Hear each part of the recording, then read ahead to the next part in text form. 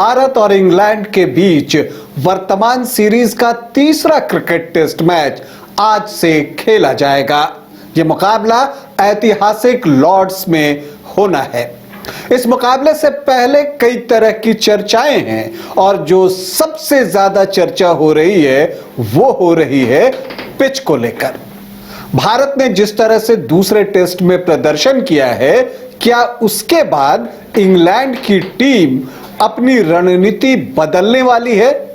क्यों ऐसा मैं कह रहा हूं, ये आज आपको बताऊंगा। और तीसरे टेस्ट मैच में क्या कुछ हो सकता है, भारत की प्लेइंग 11 क्या होगी, जीत के बावजूद किन खिलाड़ियों को जो दूसरे टेस्ट में खेले थे जिन्हें तीसरे टेस्ट में अवसर नहीं मिल सकता है, उनके नामों की भी चर्चा करूंगा। नमस्कार, आप देख रहे हैं न्यूज बाइस्कोप और मैं हूं राकेश रंजन। भारत और इंग्लैंड के बीच तीसरा क्रिकेट टेस्ट मैच आज से लॉर्ड्स में खेला जाएगा। ऐसा लगता है कि दूसरे टेस्ट में भारतीय बल्लेबाजों ने जिस तरह का प्रदर्शन किया, उसे देखने के बाद इंग्लैंड की टीम अपनी स्ट्रैटेजी पर रीवर्क कर रही है। वजह यह है कि जो पहले दो टेस्ट थे वहां इंग्लैंड ने ऐसी पिचेस बनाई थी जो उनकी अग्रेसिव स्टाइल ऑफ बैटिंग को सूट करे, उनके मुफीद हो। लेकिन उसका फायदा दूसरे टेस्ट में भारतीय बल्लेबाजों ने इंग्लैंड की टीम से ज्यादा उठा लिया और नतीजा यह निकला कि भारत ने विशाल अंतर से इंग्लैंड को शिकस्त दी और सीरीज में 1-1 की बराबरी कर ली। तो इसे देखते हुए इंग्लैंड की टीम लॉर्ड्स में ऐसा पिच चाहती है जहां गेंदबाजों के लिए भी कुछ हो। इससे पहले जो दोनों पिचेस थे पहले दो टेस्ट मैच में, वो बैटिंग फ्रेंडली विकेट थे। तो इस बार हो सकता है कि आपको एक ऐसा विकेट मिले जिस पर थोड़ी घास हो, क्योंकि ये जो विकेट का पहला लुक सामने आया है वो ग्रासी दिख रहा है जिस पर प्रॉपर वाटरिंग हुई है। तो इसका मतलब ये गेंदबाजों को थोड़ी मदद करता हुआ दिख सकता है। और ऐसे में देखिए, इंग्लैंड के लिए खतरा कम नहीं होता, क्योंकि जसप्रीत बुमराह की भी वापसी हो रही है तीसरे टेस्ट मैच में। तो ऐसे में जसप्रीत बुमराह, आकाशदीप और मोहम्मद सिराज की तिकड़ी को झेलना अंग्रेज टीम के लिए आसान नहीं होगा। लेकिन अगर आप इंग्लैंड की टीम की बात करें तो जोफ्रा आर्चर और एटकिंसन की भी वापसी हो सकती है, क्योंकि इस सीरीज के जो दो टेस्ट मैच हुए हैं उसमें आप देखें तो इंग्लैंड का गेंदबाजी आक्रमण कमजोर दिखा है। जब बात हम लॉर्ड्स की करते हैं तो लॉर्ड्स में एक खास बात और दिखती है जिसके साथ भारतीय गेंदबाजों को एडजस्ट करना है। एक स्लोप है, खास करके पवेलियन एंड से जब आप गेंदबाजी करते हैं तो वहां पर एक स्लोप है जो गेंदबाजों को मदद करती है, एक एक्स्ट्रा स्विंग आपको वहां से मिलता है। और इसका जो नुकसान है वो बल्लेबाजों को उठाना पड़ता है, लेकिन इस स्लोप को नए खिलाड़ी जो है अपने अनुकूल ढाल पाने में कई बार सफल नहीं होते। तो वो अपनी तरफ से कुछ एफर्ट डालते हैं, कुछ एफर्ट उस स्लोप की वजह से मिलती है।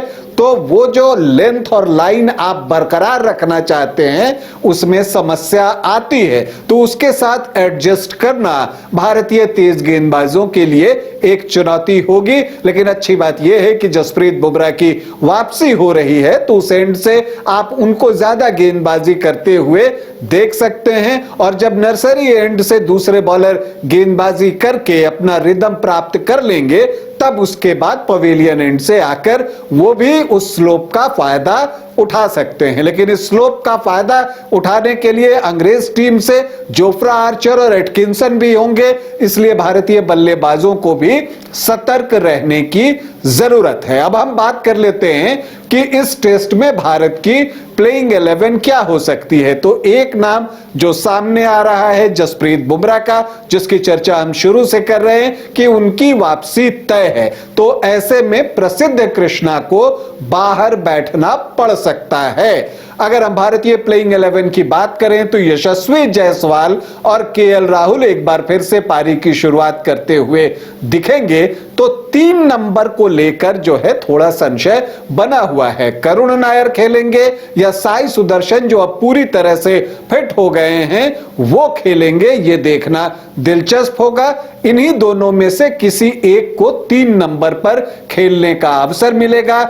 मुझे लगता है कि करुण नायर को एक अवसर और मिलना चाहिए। हालांकि अभी तक के जो 2 टेस्ट मैच उन्होंने खेले हैं उसमें वो प्रभावित कर पाने में सफल नहीं हुए हैं। 4 पर कप्तान शुभमन गिल अपने प्राइम फॉर्म में हैं, वो खेलेंगे। 5 पर ऋषभ पंत जो कि भारतीय टीम के उप कप्तान हैं वो आपको दिखेंगे। 6 नंबर पर रविंद्र जडेजा और 7 पर वाशिंगटन सुंदर होंगे, ऐसा हमें लगता है। लेकिन जब 8 नंबर की बात आती है तो वहां 3 दावेदार हैं उस जगह के लिए।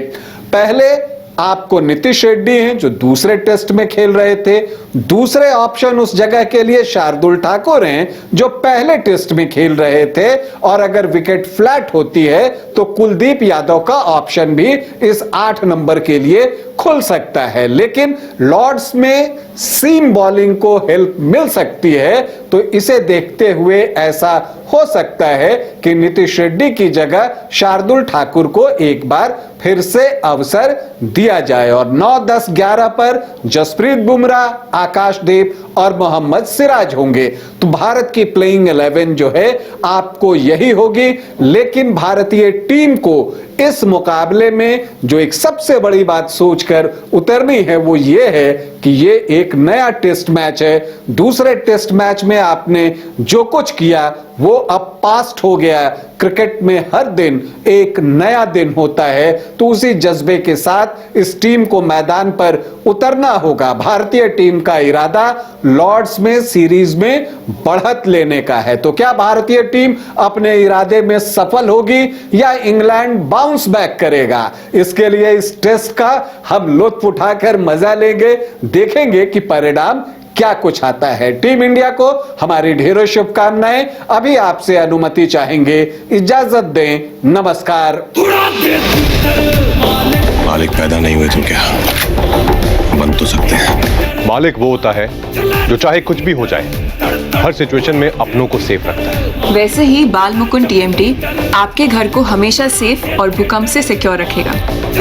मालिक की तरह ही बाल मुकुंद टीएमटी में है दम, इसलिए यह है नंबर 1। और देखिए हमारे फिल्म मालिक 11 जुलाई से अपने नजदीकी सिनेमाघरों में। बायोम है सिर्फ मेडिकल प्रिपरेशन का संस्थान। बायोम बना फिर से एक बार रांची से नीट यूजी में सर्वश्रेष्ठ एवं सर्वाधिक रिजल्ट देने वाला संस्थान। 10th और 12th पास्ड स्टूडेंट्स के लिए नीट की क्लास जल्दी ही शुरू होने जा रहे हैं। Digital classroom, hitech library, individual doubt solving, updated study material, comfortable hostel facility और ट्रांसपोर्ट फैसिलिटी के साथ नीट क्रैक करने का सपना होगा और भी आसान। कॉल 73600666185 और visit Biome, circular road and Hinoo, Ranchi.